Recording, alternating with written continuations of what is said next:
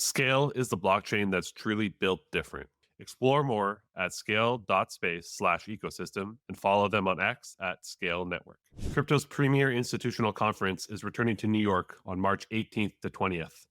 We're hosting one of the world's best crypto conferences for institutional and professionals alike. It's going to be a ton of fun. I'm going to be there hosting a variety of different panels. I'll be doing a fireside chat with Mohammed El-Arian, a different macro panel with Jim Bianco and Joseph Wang. And we're also going to be doing a live forward guidance roundup there where myself, Tyler, and Quinn will be chopping it up live for the guys Emporium. So make sure to get your tickets. It's going to sell out quick. I know it. It's going to be a ton of fun. So come on out and yeah, just hit the link in the show notes and you can go purchase your ticket today. All right, welcome back to another episode of Forward Guidance. And joining me today is repeat guest Andy Constan of Damp Spring. Needs no introduction, but I'll provide it anyway. It's great to have you back on the show. It's been a minute. You're on a few months ago with me. I think it was around August or something like that. So yeah, great to catch up. There is a ton going on.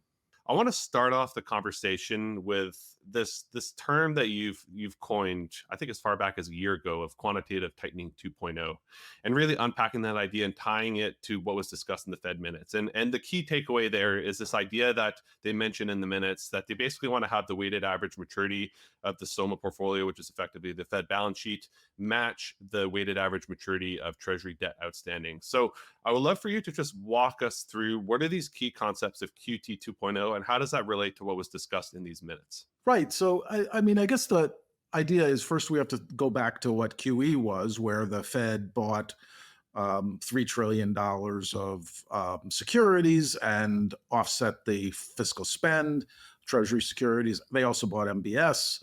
And that created an easing in financial conditions because it required it removed risk from the market so that private sector participants could recycle that money into more risky assets. And so, that's how QE generally works. It doesn't attempt to set an interest rate. The economy and its outcomes set the interest rate, but it wants to, when they're doing QE, they're attempting to decrease the cost of the amount investors would get in holding assets so that they sell those assets and consume. And that stimulates the economy. And in QT, it's the opposite. They're attempting to push some of these bonds that they've bought back into the financial system, which requires investors to save more and discourages consumption. And that slows the economy and inflation. And those are the big principles of QE and QT.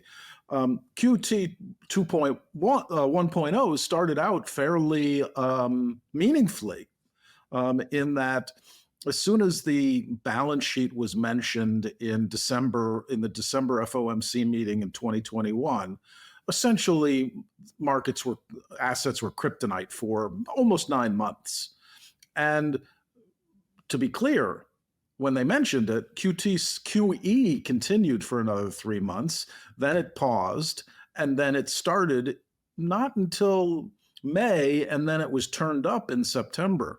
So all of the impact of QT happened in the first 9 months when the market front ran this increase in supply of Treasury bonds.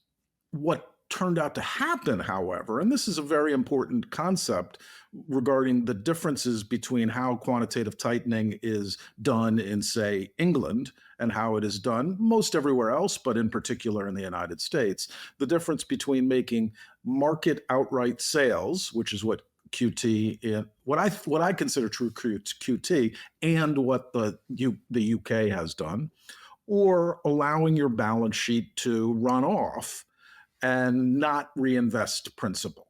And so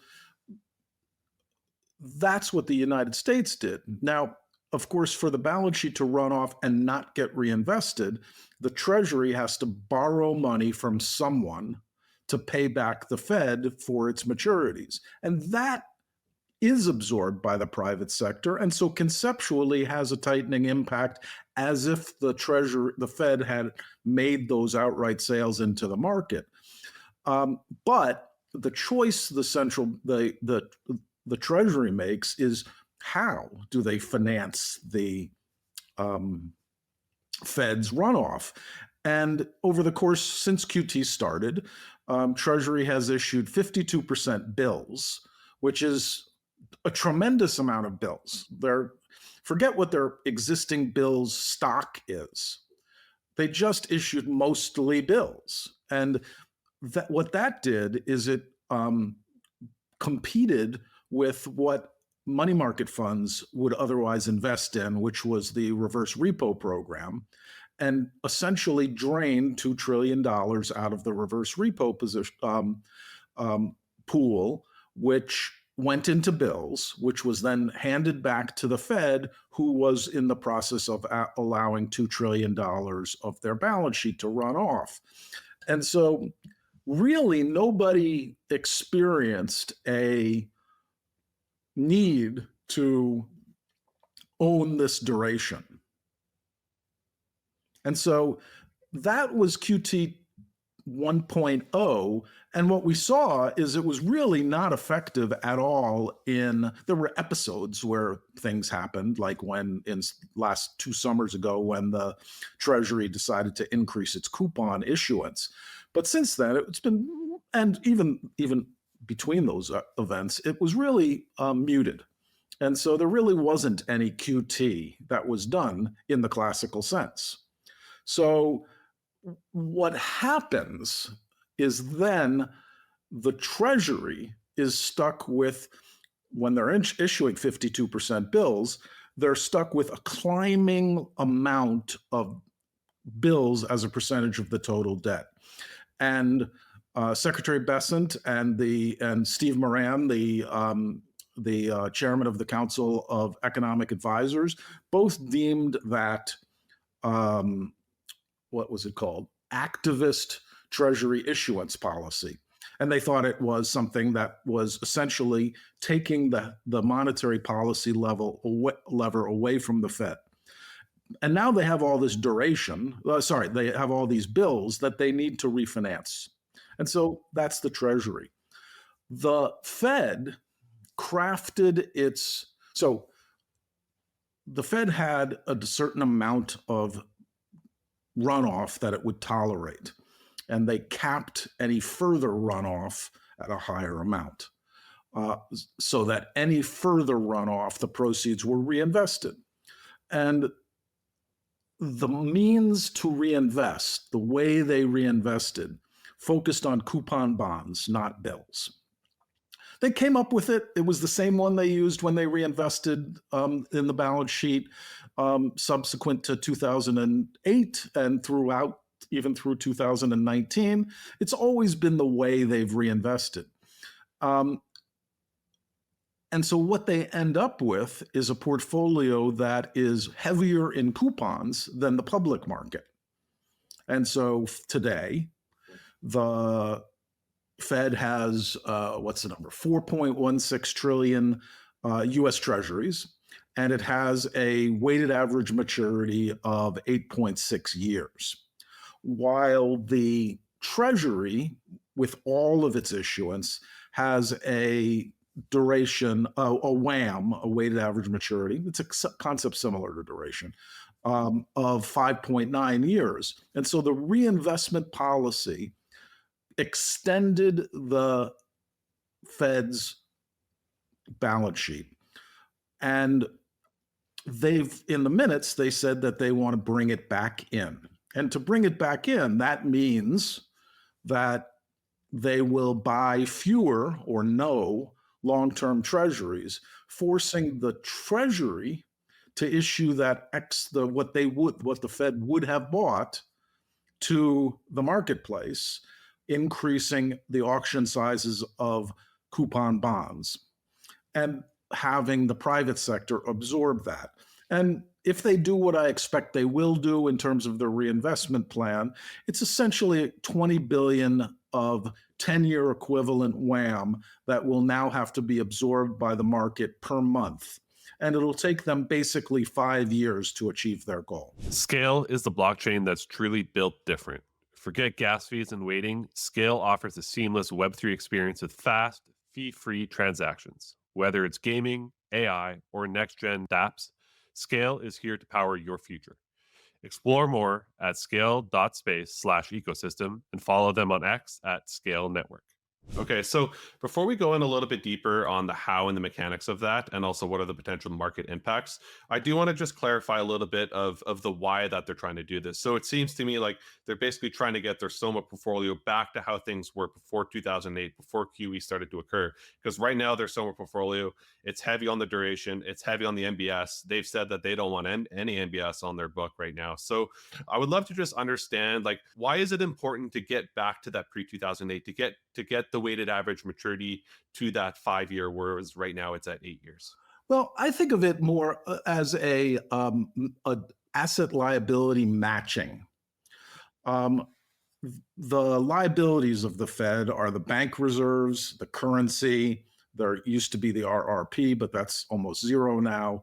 And those are the reserves, for instance, pay overnight repo. Well, pay IORB, which is basically about the same as Fed funds. And so that floats with Fed funds. Their assets are mortgages and 30-year bonds that as we've seen, creates tremendous P&L volatility. Not that the P&L of the Federal Reserve is particularly important, but if you own a 3% 30-year bond and you're financing it as your asset, and your liability is paying 4.25%, you have a negative carry. But if your liability was paying 4.25 and your asset was paying 4.25, and they moved relative to interest rates the same way, you have a better matched portfolio, and the P&L volatility associated with that portfolio falls. And so the Congress receives the profits from the Fed's balance sheet and now is not receiving profits. In fact, the Fed is accumulating losses that they'll have to chew through before they'll ever grant the send back profit to the Congress and allow them to use it to offset the deficit. So right now, it's a very poor balance sheet composition for them. Mortgages, there's no particular reason why they should own MBS to manage monetary policy. They own MBS because there was a 2007 crisis where no one would own MBS. It's extremely uncertain to me why, given the conditions in the housing market during COVID, why they chose to use MBS. Perhaps there were some MBS funds that were struggling, but this was nothing like the financial crisis, and they bought almost as many. And now they're stuck with them. And those don't run off very much because, unlike a maturing treasury, a mortgage is a 30-year principal and interest paying thing that doesn't doesn't really end until 30 years. And each year it pays down some of the principal, which allows some runoff. But what you hope for in a mortgage, if you own it and you want your money back, is you hope interest rates fall so that it'll be refinanced, or you hope there's significant homeowner turnover, which will cause people to relocate and refinance more and close out an old mortgage and enter into a new mortgage. And so that portfolio has come off at a much slower rate than they anticipated. And so that's the reason. It's an asset liability matching. And I mention it not because, that's somehow my thinking. It's what the central banks have told us. Anybody who comments on the balance sheet mentions they don't want MBS. Anyone who comments on the balance sheet mentions they want something that looks more like their liabilities.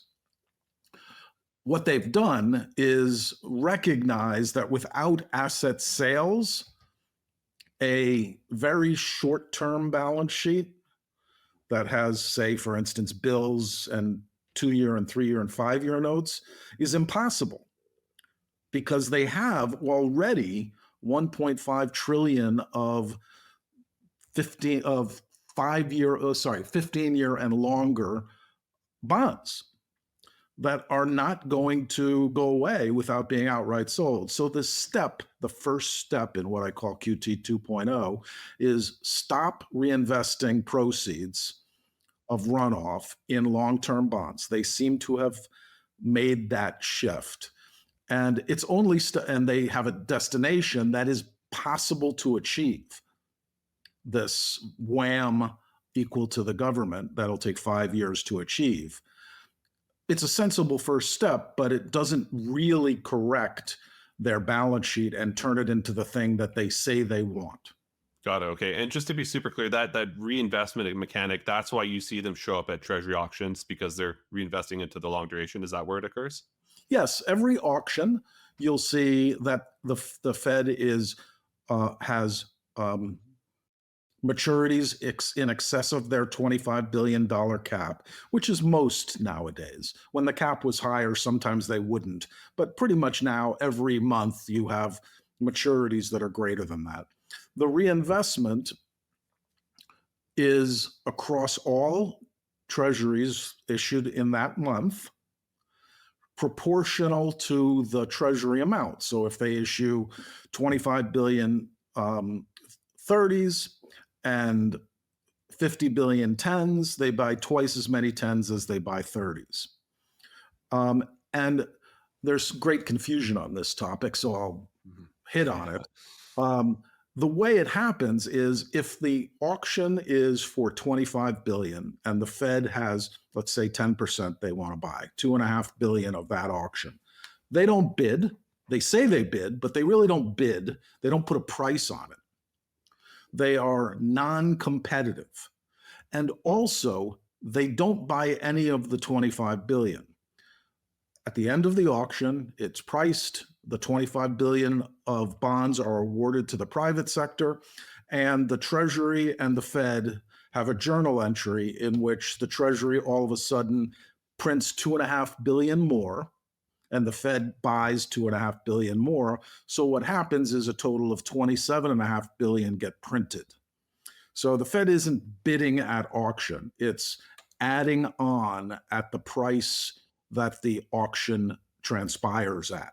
Got it. Okay, that's super helpful. So basically, because the Fed's SOMA portfolio is quite duration risky right now, there's this asset liability mismatch. If we were to go into a crisis right now and they had to step in, that would be a bit of a nightmare. But if we can get to a point where their duration is lower, and then we were to see a crisis in the future, that would set them up for better success. So that idea gets implemented, it sounds like, through two means, either through this reinvestment strategy that you just described, but then I want to ask you about, is that enough? And you mentioned this idea of outright sales. So obviously they have a pretty large book of long duration on there. If we moved into this regime of QT 2.0, how much would they have to actually outright sell into the secondary market that duration as well? Right. So the question is what the goal is. If the goal is to have no MBS, they have to sell MBS because they're going to have MBS for the next 30 years, 25 years. So if they want to have no MBS, they have to sell them. If they want to have no, say, for instance, treasuries longer than 5 years in maturity, they have to sell them.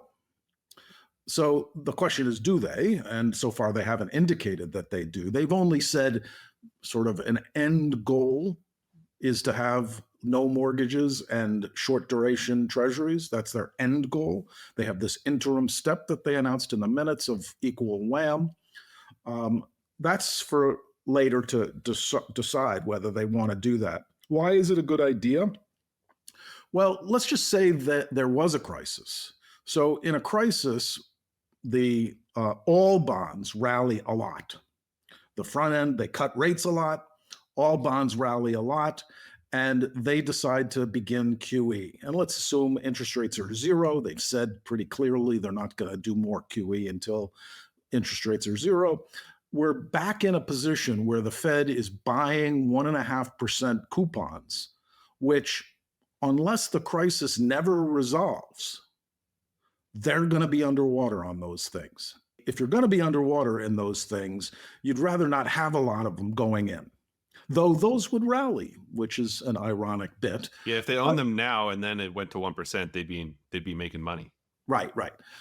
They'd be back to break even or making money. Yeah. But they're not looking to make money on treasuries. They're looking to manage monetary policy. So the basic concept is have a very flexible balance sheet before a crisis occurs, because you don't know what you're going to need to do.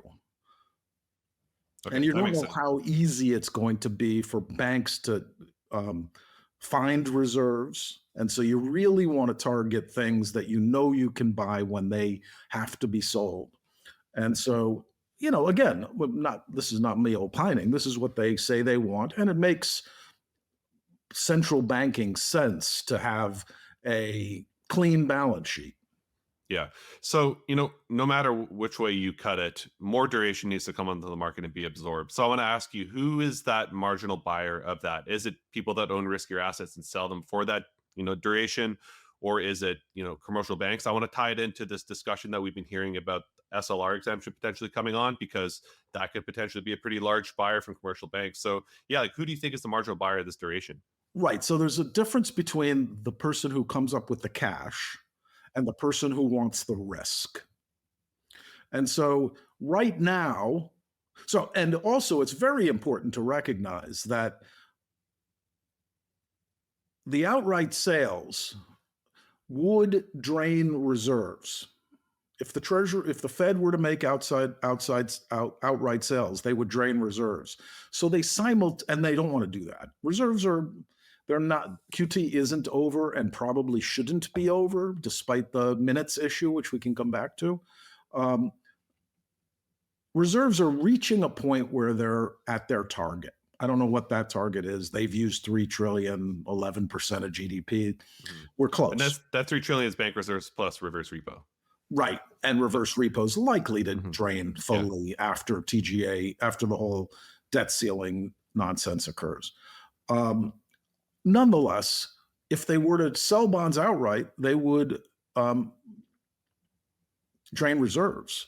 And so this isn't what they're going to do. If they were to sell bonds outright, they would simultaneously buy bills or buy 2-year notes or 3-year notes or 5-year notes, whatever they choose they want to have in their ongoing SOMA portfolio. The idea is to get rid of the MBS and long dated stuff and turn it into 2 years and 5 years. The best way to do that is buy the 5s and sell the 30s, or buy the 2s and sell the mortgages. And so it'll be the idea of QT 2.0 and the Fed's own views are that it should be reserve neutral. And so what is reserve? If reserve neutral, there isn't any stress on the funding of markets caused by that. All there is a removal of very low risk assets from the market, and which, by the way, have been oversupplied by the Treasury issuance, and a sell of longer dated, riskier assets that price moves around a bit more, and who investors, not all investors are willing to extend out to the long end of the curve. And so I also think, because the Treasury has been oversupplying bills, they've been undersupplying bonds. And so what you would have in that example is a steepening of the yield curve as the Fed bought short-dated bonds, driving their yield lower, and sold longer-dated bonds and mortgages, driving their yield higher. And that would have a tightening impact on the economy and markets, because it would increase the discount rate for equities and other financial assets, real estate, et cetera, and lower the price of all assets, which would be a wealth effect hit. And so it is a monetary policy thing. It doesn't come costless to swap out your long-term bonds. So there would be a monetary policy impact if they were to go ahead and do that idea.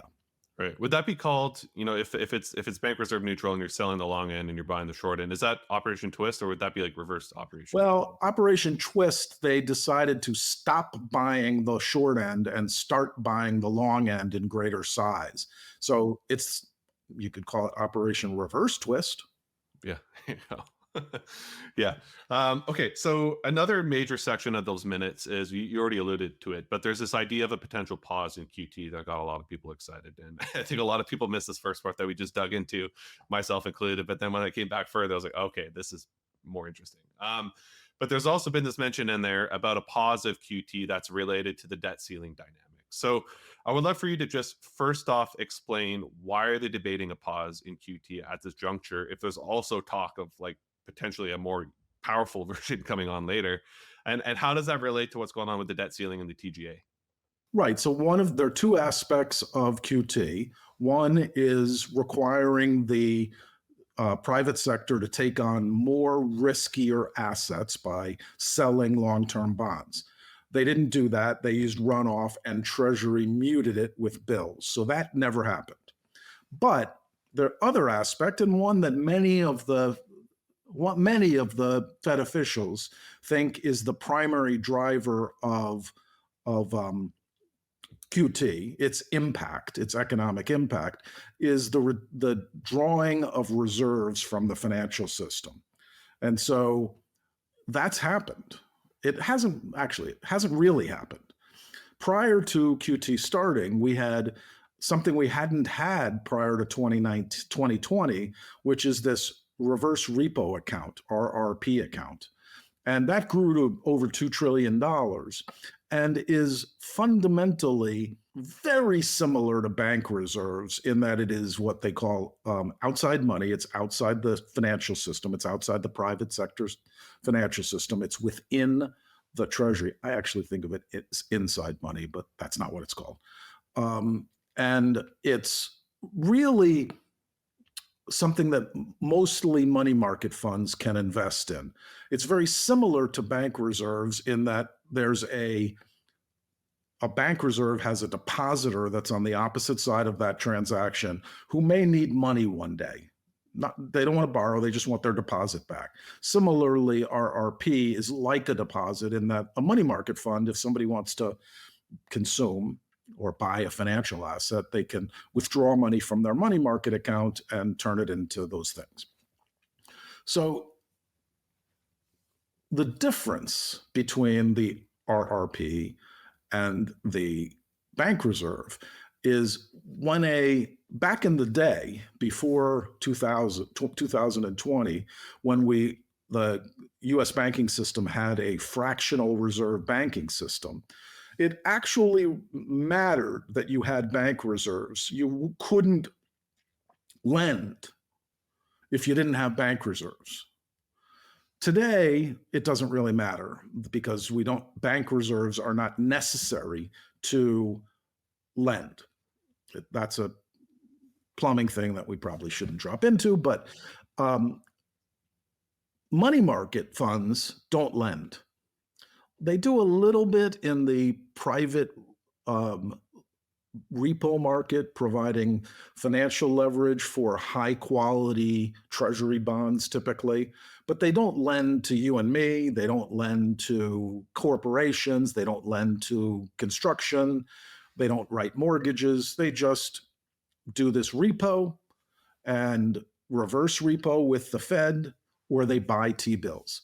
Banks are much more complex, so the idea is they could, if they chose to, increase lending if they saw increases in reserves. So that's why historically withdrawing reserves would be a tightening, because when you withdraw the reserves, banks may be below their necessary fractional reserve, and so that prevents them from lending, or at least at a minimum makes them less certain that they want to lend and look for better deals in higher rates. That's not what's happening today, but nonetheless, bank reserves are an important aspect of the banking system because if you were to send me, if you wanted to um, buy this great hoodie I have on and sent me a check from Bank of Canada or Bank of Montreal, what do you, where you bank in, wherever you bank in PD. Canada, okay, you would actually have to send me cash from a U.S. bank branch of TD to, I don't want to get in the FX issue. Um, so let's say you had a Wells account There you go. Yeah. in San Francisco. You would have to send me a check to Wells from Wells. I would deposit it. And now I'd have a deposit and you'd have my hoodie and less of a deposit. And Wells would have to say, wait, we're going to have to transfer a reserve to Andy's bank in New York. And so reserves are really important for transactions. And so it is very important that the banking system has ample reserves. And QT, the kind we saw, all it really did was drain the RRP to zero and has yet to touch the bank reserves. So now the question is there adequate bank reserves? And most people, including the Fed, would say yes. But we don't know, and we're getting close. And so now the question is, what happens during the shutdown, the debt ceiling? Well, in that case, the government can't issue any new debt, but it still has to spend. So what it does is it spends its checking account. And so just like you buying my hoodie, they transfer bank reserves to all the people that they are providing funding to, all the spending that is happening in the economy. And that means bank reserves rise because the government is spending and they're using an account at the Fed, and that account moves money into the Fed's bank reserve account, which flows into the banking system. So that should be a good thing. They should be able to continue to do QT if that's draining reserves while the Treasury is pushing reserves into the system. The problem is that over the course of the next 5 or 6 months, as the TGA is spent down during the debt ceiling, assuming that sticks around until the last possible moment, the moment that's resolved, the Treasury will rapidly issue bills to build up its Treasury general account, and rapidly, like in weeks and months, not in half years, rapidly pull reserves out of the system. And so you might overshoot. During that refilling of the TGA, the Fed, the Treasury might pull so many reserves out of the system that you would have that reserves would become scarce, and that would potentially cause stress when banks have inadequate reserves. And so for that reason, they say, okay, well, given that sort of volatility, why don't we pause QT? Now, I don't think it was a consensus by any stretch of the imagination. It was just some of the members. So it's not clear that QT is going to end. And frankly, if they pass a reconciliation, which Speaker Johnson just said that they're close on, all this goes away and they just continue to do QT the way it is. But, there's some logic to them pausing. The question, though, is once that goes away, when do they stop? What is the right level to stop QT? A lot of people look at the RRP and say, once that's zero, you have to stop. And the answer to that is, we did QT when there was no RRP. So, and by the way, the purpose of QT is to withdraw reserves from the banking system. Yeah, and we're we've done flat. none of that. And if you look at the Fed's, New York Fed board's measure of the elasticity of reserves, they deem, as of 3 days ago, they deem reserves abundant, not ample. And my view is it's probably 250 to 500 billion extra that they could withdraw, which I don't know if they will, but if they did, it would push QT into 2026. My guess is they'll keep it just as is, They won't worry about the debt ceiling, and will reach reserves of 3 trillion, and then they'll stop. And that's been my view for many years now. Scale is shaking up the blockchain game. With a gas-free, invisible experience, it's the perfect solution for developers and users alike. Forget unpredictable fees. Scale's innovative model ensures smooth, cost-free transactions, saving users over $9 billion so far. With over 46 million active wallets, Scale is proving itself as the go-to blockchain for gaming, AI, and more. Explore the Scale ecosystem at scale.space/ecosystem and follow the journey on X at Scale Network. Yeah, that's fair. I think there's a couple contextual points I want to add and discuss about. But obviously, we went through this debt ceiling drama a couple years ago, and the difference there was that when this TGA rebuild came forth, there was a lot more money in the reverse repo, so they didn't have to worry about it as much because I don't know, it was like Not at all. Yeah, they didn't have to worry at all. Yeah, it could just swap over. But this time, if that were to occur, it's basically where are those bank reserves coming from? Do you think? Well, so if the Treasury wanted to rebuild its TGA from 0 to some number, all they would do, and the reason why they hold money in their checking account is in the event that markets are closed for 5 days, they want to make sure they can continue to honor all their debt maturities, their spending obligations, net of taxes. They just don't want to have a September 11th type event where you had the markets closed. So they keep a checking account. So what does it mean to rebuild that checking account up to, it's about 800 billion from 0? Where does the money come from? What happens is it comes from bank reserves, assuming the RRP 0. What happens is they sell a treasury of some sort. Let's say it's a bill. The buyer has a bank deposit and sacrifices his bank deposit for a T-bill. Now they have a T-bill asset instead of a bank deposit asset. And the bank settles the transaction with the government by shifting a reserve to the Federal Reserve. And so that happens, that happens all the time. Any time where a bank itself for its own account or a non-bank investor, not a financial investor, a non-bank, non-financial investor like you or me, buys a treasury bond, that's how it works. The bank sends a reserve to the bank, to the Fed for the bond or bill that's bought. And so that's what happens that's the only thing that happens when the government decides to increase its checking account. When the government funds its deficit, and I wrote this in the piece, when the government funds its deficit, that whole thing happens with the bond. So a reserve goes to the government for the bond, but then the government spends the money.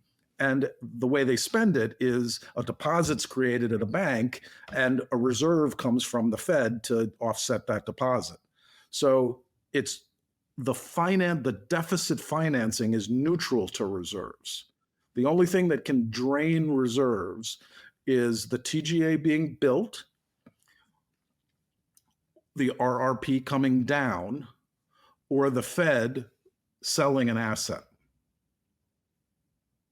And that's what QT is, and that's why it drains reserves. Got it. Okay, so just to clarify, this 40 odd minutes of monetary plumbing talk, effectively, we're getting down to a point where reserves are still abundant, but we still need to be a little bit careful for these idiosyncratic events, such as if the debt ceiling continues all the way to the X date, which I think you have is like early midsummer, something like that. Mid-August. Mid-August. So if that happens, there could be these little hiccups, in which case, we might have to, pause QT, do some of these idiosyncratic things, or the debt ceiling gets solved and it's just, steady as can be continued QT. And effectively we get to this fork in the road, which it sounds like is your characterization of QT 2.0, which is that, okay, we end this first phase, but then we're going to this next phase, which is that we want to normalize the duration of the SOMA book, which has a whole bunch of potentially big implications. That and eventually holding 23% T-bills financing the government with 23% T-bills is a risk that Hmm. Secretary Bessent said he doesn't like. Yeah. Yeah. So Um, either the Treasury may have to sell duration, twist their portfolio, and the Fed is twisting its portfolio when they change their reinvestment strategy, but may want to twist it more. And so for now, there's this meaningful overhang of duration. mhm. And your Yeah. question was, who's going to buy it? And I think that's the $64,000 question. Um, why do people buy treasuries? Well, buy treasuries because they're a nice diversifier for a long asset portfolio. They're also good for trading and speculation. And banks, for instance, and hedge funds like carry. And so you'll find a lot of inventory building up in banks and hedge funds that's levered, and so a very powerful amount of demand per unit of risk. Um, when the curve is positively sloped, but it's really not right now. It is positively sloped, but it's not very sloped. It's nowhere near as sloped as it normally is, and so purchasing it for carry is not a great trade right now. So I don't see a lot of demand from them. On the other hand, there has been continuous demand by real money pension funds and in particular insurance companies for duration for a long time. And you see that in futures, which are currently the largest long in history of futures by real money asset managers. And you see it in receivers, which are an interest rate swap, in which they synthetically, on a levered basis, own bonds. And if you look at any of that, you'll find in both cases, both futures and receivers, these people have such significant demand for duration that they pay an extremely high price for leverage that they can lock in for term. So there's demand there. That demand isn't going away. Now, that demand tends to be oriented toward incomes because when you're talking about pensions and you're talking about insurance companies, and to some extent when you're talking about mutual funds, income generates inflows. Changes in income generate changes in inflows. Right now, we have a very strong economy with strong income, and thus a lot of passive manufactured savings is going into all assets. And so as long as the economy still stays strong, we should see that inflow. Other important people are Europe. Well, let's call it the rest of the world, which includes China, and the Saudi and the Middle East and Japan. And each of those guys are not buyers. So you have banks who are not buyers. Well, that's not true. Europe is a little bit of a buyer, but as far as I can tell, it's mostly in bills. Um, China's not a buyer. Asia generally is not a buyer. The Middle East is not a buyer. Banks are not, it's banks and hedge funds don't want the carry yet because it's not attractive enough. And so the demand is coming from real money, unlevered insurance companies and pension funds. And I think there's going to be a meaningful widening or steepening or increase in the term premium of longer dated bonds as the overhang gets worked through. As I said, the first step is the reinvestment change. The second step is, depending on the budget deficit, what the Treasury will do. If the budget deficit comes in, they'll issue less bills and they'll term out the debt by keeping bills constant, but that will be a pressure on long-term interest rates. If the deficit grows, they're definitely going to have to increase the coupons to term out the debt. These are 5-year, 10-year flows. And then the last one, of course, is if monetary policy required tightening, the Fed might actually make outright sales, but it's 100 billion. You add it all up, and assume it's done slowly over 5 years, it's 100 billion of extra duration to absorb a month. And our estimates are that it'll be around somewhere between 25 and 50 basis points higher in term premium. But at the same time, the tightening that will happen will allow the Fed to ease. And so you might actually see short term interest rates fall and long term interest rates, instead of going up by 20 or 5 or 50 basis points, only go up a little. And there's your The steepening. curve steepens. So when I look at all those things, listen, it's just step one. I'm not sure that QT 2.0 is coming. I think it has to come from the Treasury standpoint. And it will come if inflation stays sticky, because I really don't think the Fed has any interest in hiking ever again. And if they were to use their balance sheet, if they were to make outright sales, that would be an effective monetary policy in the event that inflation were to and growth were to stay as strong as they are and they wanted to keep inflation lower. But those are the sort of things I'm thinking about, and think it's like 25 or 50 basis points of term premium. Now, that translates into 25 basis points of term premium, translates roughly into a multiple point. And so, what's a multiple point? It's about 5% on the value of equities. So it's not a big deal. We're not going to crash. That's going to depend on economic outcomes. We're not going to rip. That's going to depend on economic outcomes based on them making these choices. But it's a headwind. It's a 25 to 50 basis point headwind on the long end of the curve, and it's a 5 to 10% headwind for equity prices. And so that's how I add it all up. Awesome. I love that. Something that you mentioned in there that is very prescient, this idea of where does the deficit go and how does that relate to Treasury issuance, I think is really key, because as we've gone through, a couple of weeks ago, we got the first QRA with the Besant team involved, and they had basically guided towards no change in coupon issuance as it stands. Yeah. And that on its own sounds like, okay, he's, yelling 2.0, but you make this important insight that it actually depends on where the deficit heads, because if the deficit decreases, that changes the percentage of bills, and if it increases, that also changes it. So yeah, how do you relate that towards this guidance in terms of QRA issuance? Right. So think about it this way. The government issues a bunch of stuff, and the spending funds that stuff. The deficit funds that stuff. I call it the circle of life. Every dollar of spending creates a dollar of savings, which creates a dollar of mechanical demand for Treasury assets. If you only have 50 cents of spending, you only have 50 cents of savings, you only have 50 cents of coupons, of obligations for sale. If you have $2 of spending, deficit increases. You have $2 of savings, and they always net. But risk doesn't net. If you undersupply, let's say you only had two choices, bills and 10-year bonds. If you undersupply bills, and oversupply long-term bonds, 10-year bonds, you're going to steepen the curve.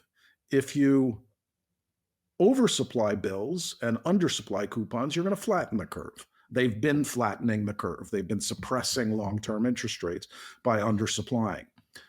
What matters is that ratio of bills to bonds, not the total quantity, because the total quantity gets funded regardless. Regardless of the deficit, the total quantity gets funded in that circle of life. So what I'm saying is that now you can say, okay, let's say they never increase coupons again. What will the outcome be? So they continue to offer per quarter 1.1 trillion gross, which is what they're offering now. And the rest, whatever it is in bills.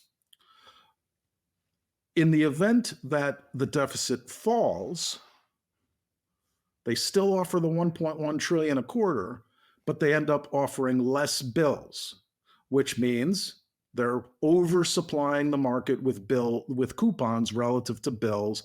That's a steepener.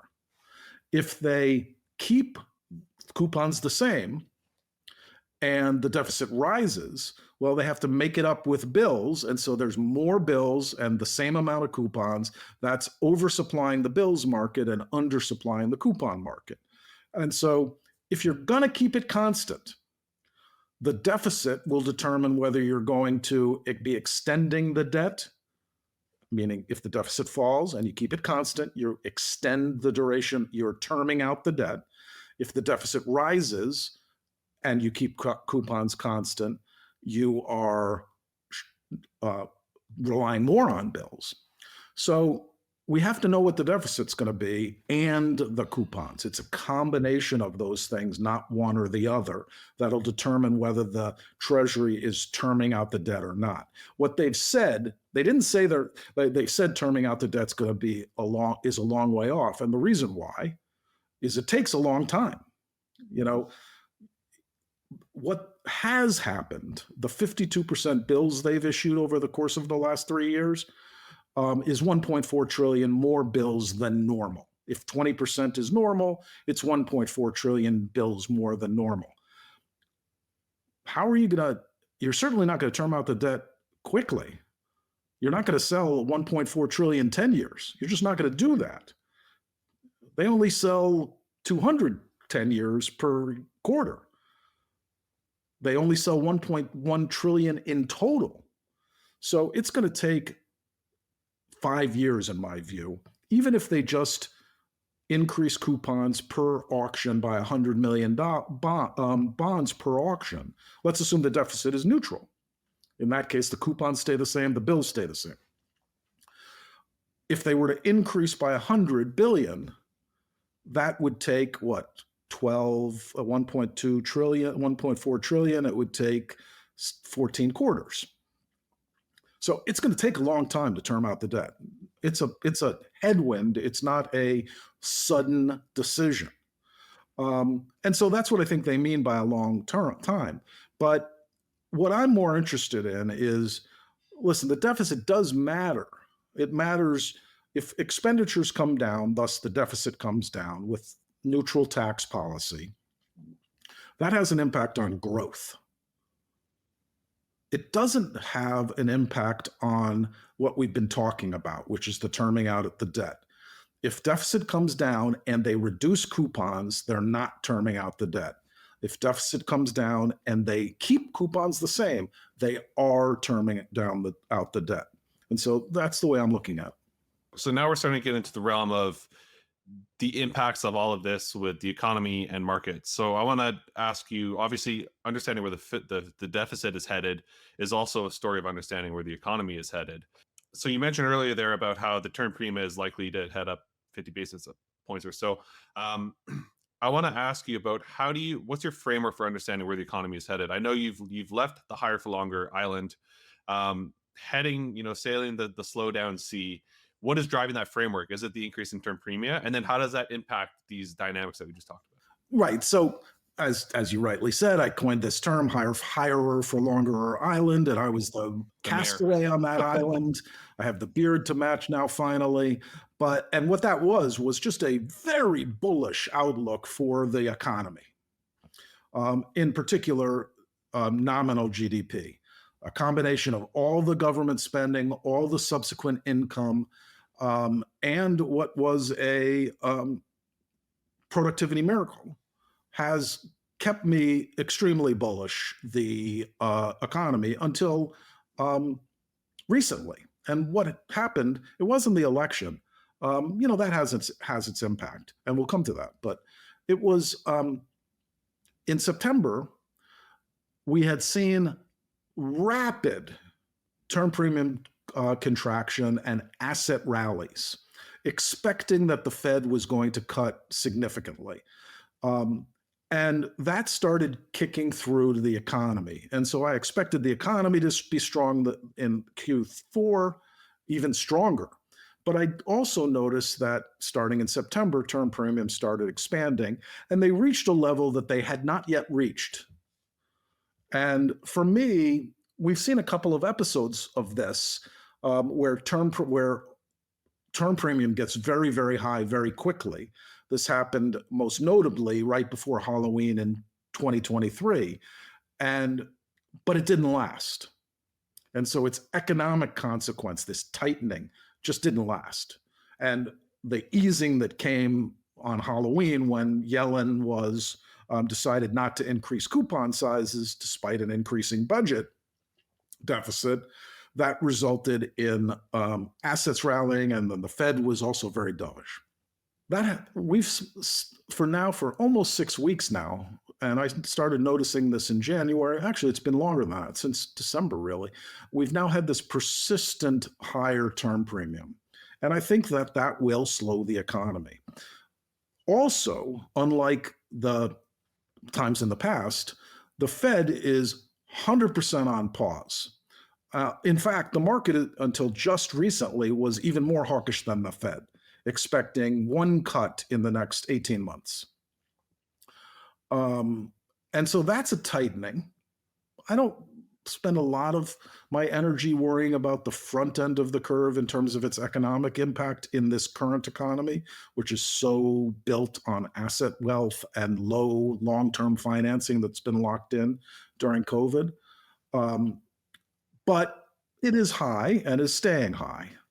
And so that was a tightening. And that had nothing to do with politics. That got me to a point where I say, this is going to make a mark. In January, I looked at consensus NGDP for Q2 and wrote that I expect it to be 100 basis points lower than consensus, which, by the way, is around 4.5%.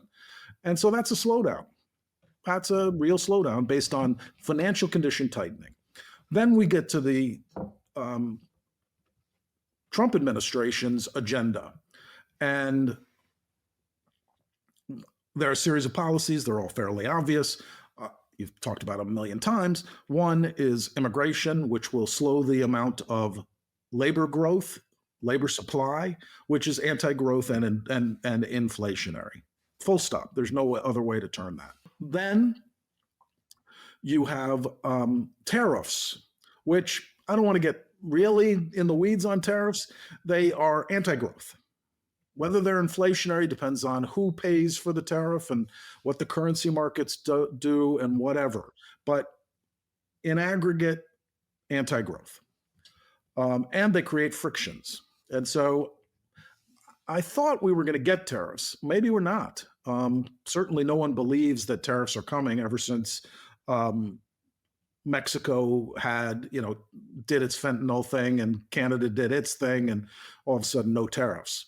Maybe and the reciprocals have gotten waved in and now are back. I don't know. Maybe there are no tariffs, but if there are tariffs, that's anti-growth. My view is it's inflationary, but it's also 100% a change in price levels, not an ongoing inflation. Deficit cuts, expenditure cuts, which we know we've got expenditure cuts in the reconciliation bill on SNAP, food stamps, income assistance, and Medicaid. It's over the next 10 years, it's $1.5 trillion. Those are expenditure cuts. Those are anti-growth.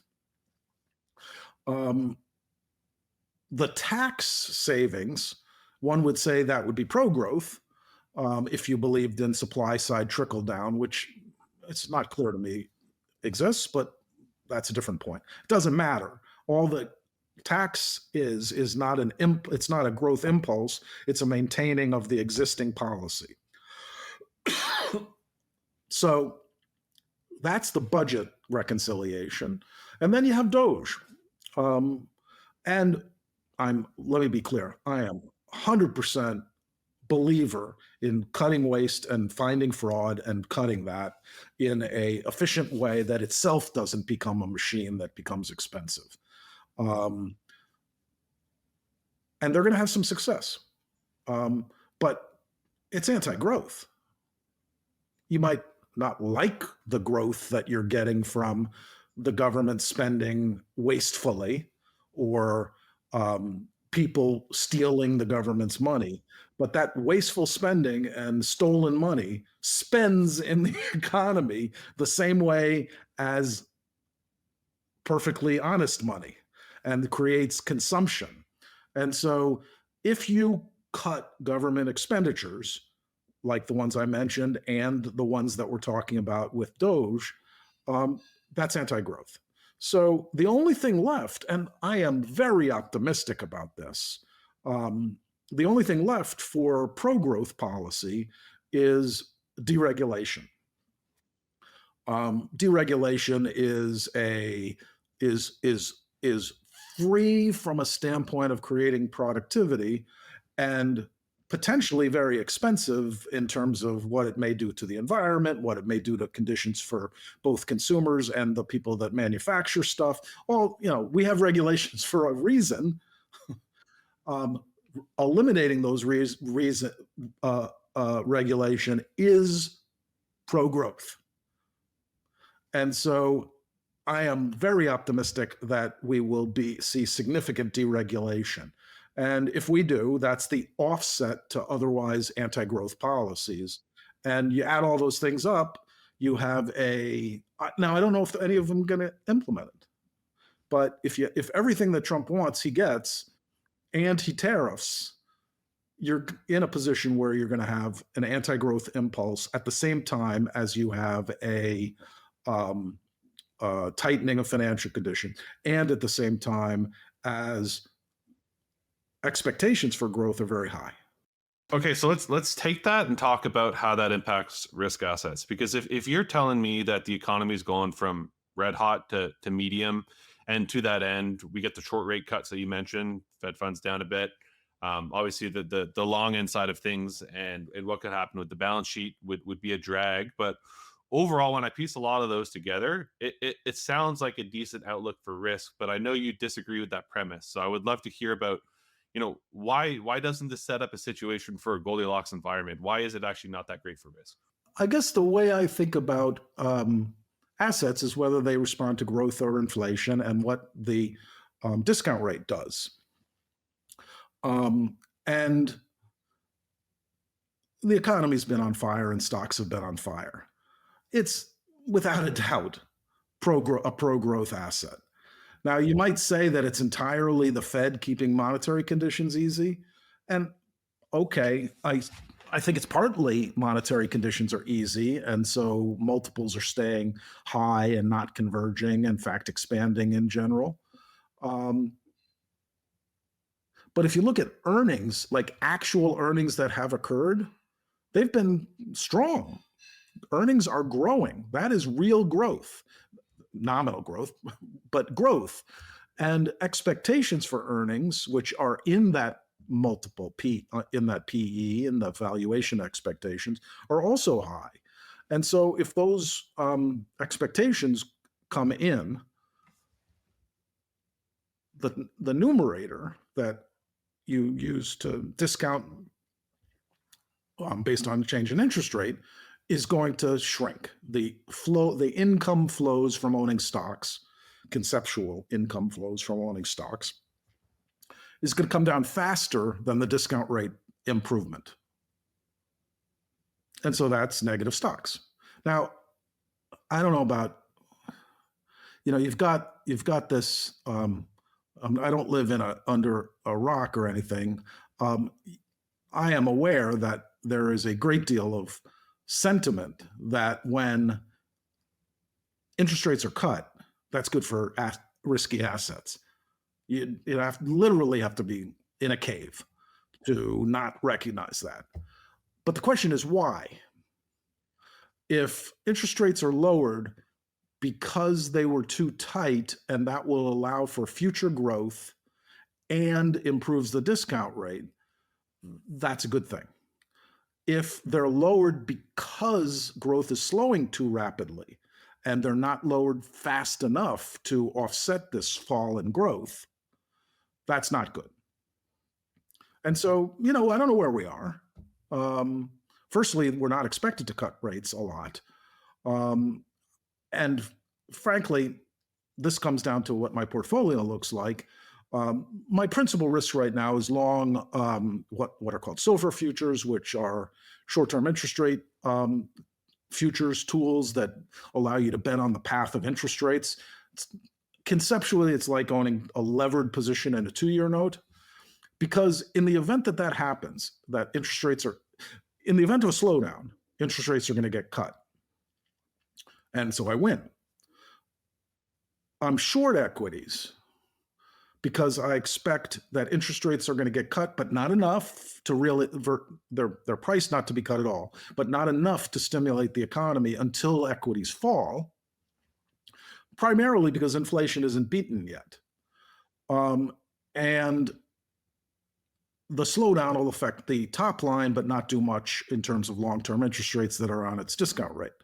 And so I'm short stocks. But listen, if they cut rates just because, I'm going to lose money on my stocks, but I'll still make money on the twos. So sort of like what happened in September. Like that was a cutting, 100 bips of cuts that weren't like we didn't see that huge growth slowdown that you talked about. So we still saw equities rip. Right. Now, let me be clear. The reason why I don't think we saw a slowdown is because long-term asset prices and bonds were low in yield and and more relevantly, low in term premium. And so it's the term premium that does the tightening, and it wasn't tight. And so not surprisingly, we had four months of strong growth. Got it. And so what would it take for you to get excited about the long end here? Is it just once that term premium expansion I'm hits? sort of excited about the long end. Listen, I've been short bonds for a long time, but in particular, I got very short the day of the Fed meeting in September. I covered in mid-January. I was on TV on CNBC and said I covered. Do I go long? I think, and it's been the case that since the bottom and the high in yields, which was, I don't know, sometime in early February, I guess, the entire curve has moved up. So it didn't matter what bond you owned. As long as you were equal duration, meaning equal leverage in each of the points, the whole curve moved 25 basis points lower in yield. So you won in any bond you wanted. I think the next move is going to be a steepener. And so, sure, I like bonds. If the growth slowdown occurs, they're going to make money. I just think twos are going to make more money. But it's not anti-bonds. I wouldn't be short them. Yeah, it's just a cleaner trade on the short. Like it's cleaner to just own the 2 versus to own the 10. For me, even though there's lower duration on that. Right. For most of your viewers, they're going to look for longer duration assets like TLT, which is a retail ETF.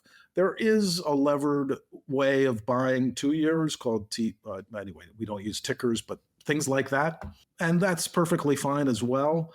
I guess my point on bonds is that I do expect this 100 billion, I believe there's 100 billion a month overhang on the long end of the yield curve for the next 5 years. I'm just going to stay away. Yeah. Because listen, if the economy strengthens, I'm definitely losing money on bonds.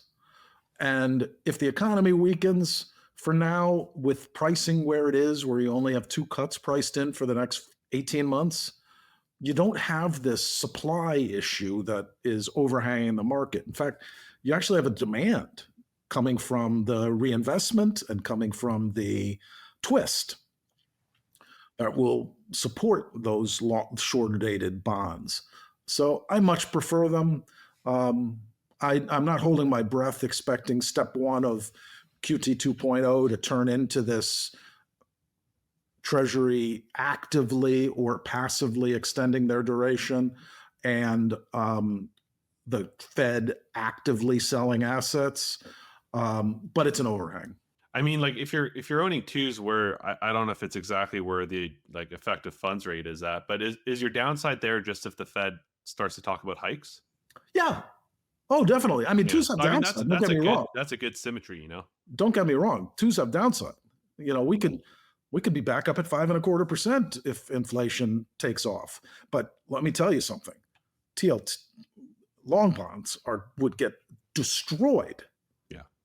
In the event that inflation causes a hiking cycle. Now, people are calling for a hiking cycle. People don't believe in that the economy has any chance of slowing down, and by the way, I could easily be back on higher for longer island if there is no DOGE, there is no tariffs, there is bigger deficits. The immigration stays where it is. causing a labor supply problem, I could get back into the Fed could hike, but that's not where I'm now. Andy, that was a wicked conversation. Where can folks go to read more of your research if they haven't seen it? So dampspring.com is my principal company. I also partner with Nick Giovannik at a company called twograybeards.com. And of course, I'm at Damp Spring on Twitter. Awesome. Thanks for joining again, Andy. It was a pleasure.